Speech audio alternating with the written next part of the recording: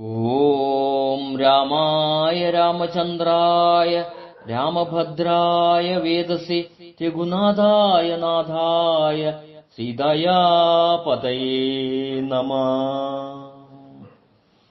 ആത്മസ്വരൂപരെ, രാമന്റെ അയനത്തിലൂടെ എന്ന പരമ്പരയിൽ ഇന്ന് നമ്മുടെ മനന വിഷയം രാവണവധം.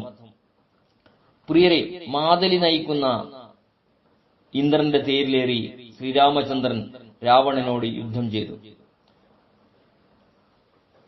അവസാനം ശ്രീരാമചന്ദ്രൻ ഇന്ദ്രാസ്ത്രം കൊണ്ട് മാറുപിളർന്ന് രാവണനെ കൊന്നു. അതോടെ യുദ്ധം അവസാനിച്ചു.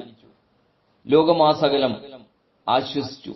ദേവകളും താപസന്മാരും രാമസ്തുതികൾ മുഴക്കി.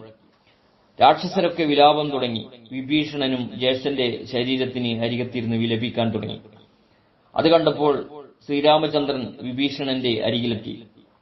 എന്നോട് നേരിട്ടെതിർത്ത് യുദ്ധം ചെയ്ത് മരിച്ച വീരനാണ് രാവണനെന്നും കരയുന്നത് നല്ലതല്ലെന്നും പോരിൽ മരിച്ചവർക്ക് വീരസ്വർഗം ലഭിക്കുമെന്നും അതിനാൽ വൈകാതെ ശേഷക്രിയകൾക്ക് തയ്യാറാവുകയെന്നും രാമൻ വിഭീഷണനോട് ഉപദേശിച്ചു.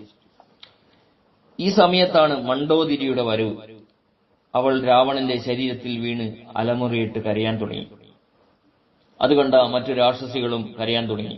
തുടർന്ന് സംസ്കാരകർമ്മം നടത്താൻ വിഭീഷണൻ ആജ്ഞാപിച്ചു. രാവണന്റെ ഉടൽ ദഹിപ്പിക്കാൻ താൻ യോഗ്യനല്ലെന്ന് പറഞ്ഞ വിഭീഷണനോട് തന്റെ ബാണമേറ്റു മരിച്ചാൽ പിന്നെ പാപങ്ങളൊന്നും ഇല്ലെന്നും സംശയമില്ലാതെ ശേഷക്രിയകൾ ചെയ്യണമെന്നും രാമൻ ഉപദേശിച്ചു.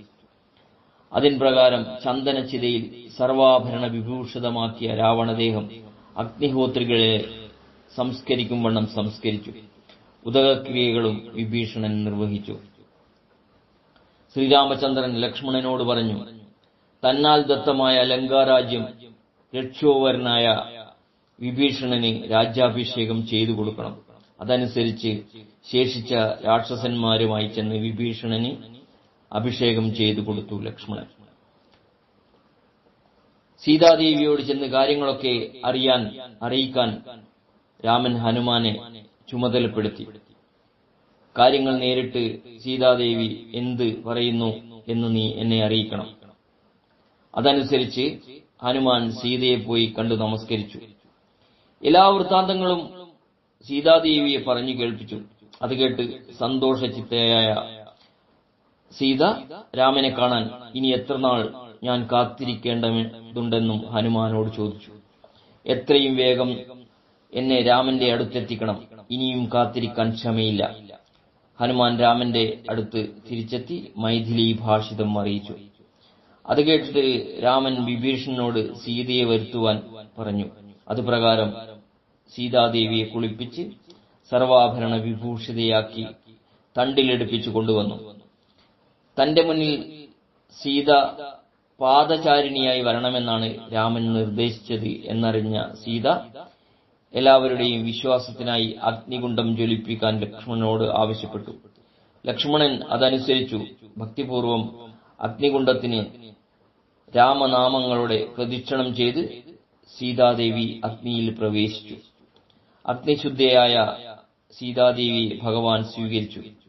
എല്ലാവരും സ്തുതിഗീതങ്ങൾ ആലപിച്ചു. തുടർന്ന് ദേവേന്ദ്രനും രാമനെ സ്തുതിച്ചു. എല്ലാവർക്കും സ്വർഗീയമായ സൽക്കാരങ്ങളും ദേവേന്ദ്രൻ നൽകി. ആ സമയത്ത് പിതാവായ ദശരഥനും വിമാനമാർഗേണ വന്ന് നിൽക്കുന്നതായി ശ്രീ പരമേശ്വരൻ രാമനെ അറിയിച്ചു. രാമലക്ഷ്മണന്മാരെയും സീതാദേവിയും ദശരഥൻ പുണർന്നു.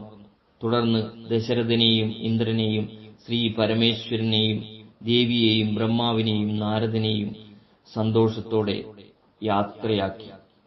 സ്നേഹപൂർവം എഞ്ചൻ കയനാടത്ത്.